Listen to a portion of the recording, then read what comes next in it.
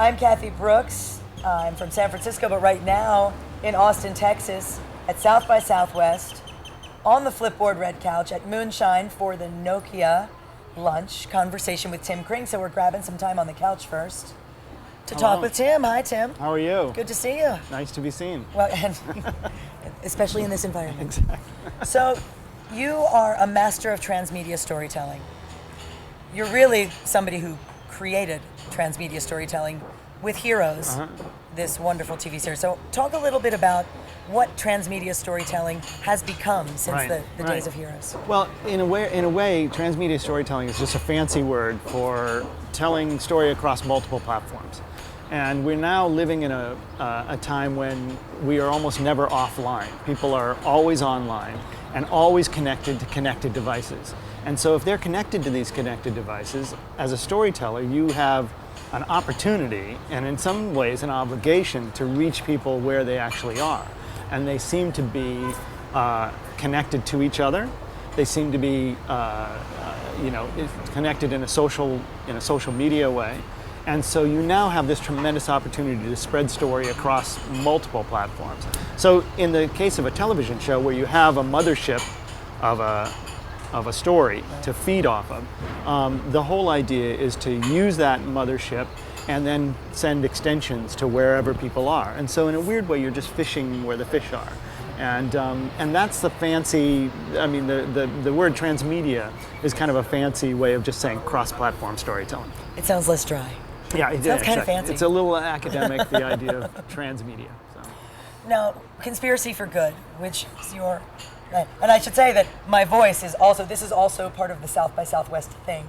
Very you husky. lose your voice. You just got here. I was losing it. By the end of last night, I started to lose my voice. I think if Deborah Winger and Brenda Vaccaro had a love child, this is what that child might sound like. But Conspiracy for Good is one of your latest endeavors that you've been working on. So talk a little bit about how that came to pass and how that has evolved. Well, it's interesting because there's actually an extension from Heroes to Conspiracy for Good, and that is that for me, Heroes was very much about putting a message of interconnectivity, global consciousness into the world. And we found that this message about saving the world that we had in Heroes, in a fictional way, really connected with people, and people were very moved by the idea of these ordinary people who suddenly found themselves with extraordinary powers. And I started to think, wouldn't it be great if we could take this idea of saving the world out of a fictional story and put that story into the real world so that you could live inside of the story. And we're now, as I said, because we're so connected to these connected devices, we can now take story and portably take it with us. And so Conspiracy for Good was the idea of trying to create an immersive experience where you lived actually inside the narrative. You were a character inside the narrative, and your existence inside this narrative could actually have real world implications. And so for Conspiracy for Good, we actually started online.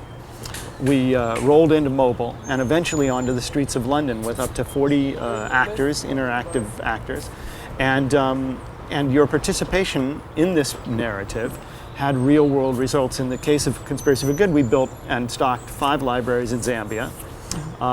Stocked them with 10,000 books that the participants helped to get, and gave 50 scholarships away to schoolgirls. So as a result of people's involvement in a story, real world positive results took place. So with Conspiracy for Good, in the old days, you consumed your media via your television, via film, via books, what have you. There was no real connection. There might be merchandising around products or characters, but now the narrative does really carry across all of these platforms. And then there's this socialized aspect of it that we are participating in the creation of content.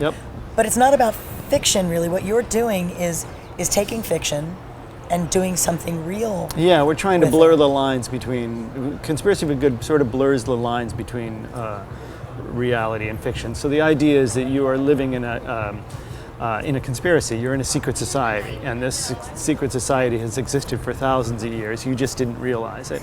And the clues to this secret society are all around you. They're everywhere. And if you have the right applications on your phone and know the right passwords and all of that kind of stuff, you can move through the environment and discover your missions and what you're meant to do. And this all comes out of this idea that we were just talking about how originally for a guy like me, a traditional storyteller, you had a kind of one-way street.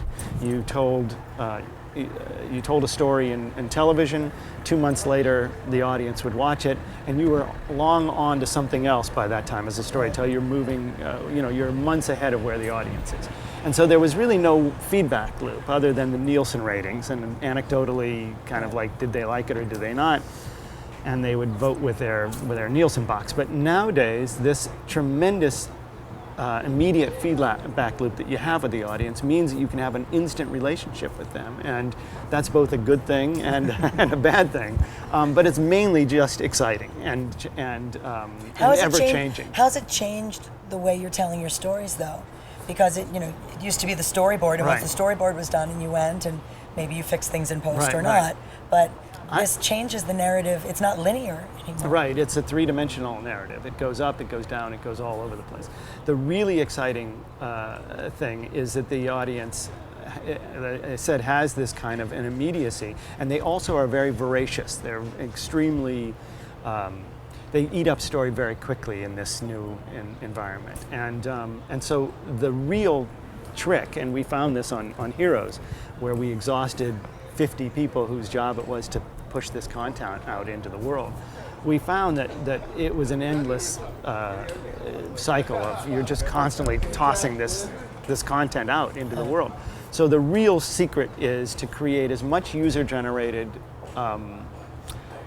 sort of toolkits for the audience themselves to create content, fan fiction, voting on things, mashups, all that kind of stuff. And otherwise, you're constantly just tossing this stuff out to this very voracious audience. So the real trick is to get the audience to create as much content as possible. Thank you. Thank you. Tim Kring, for joining me here on the Flipboard Red Couch at Moonshine, where the sun is starting to shine at South by Southwest, at the Nokia Luncheon at South by Southwest. So I'm going to go save my voice. Bye, all.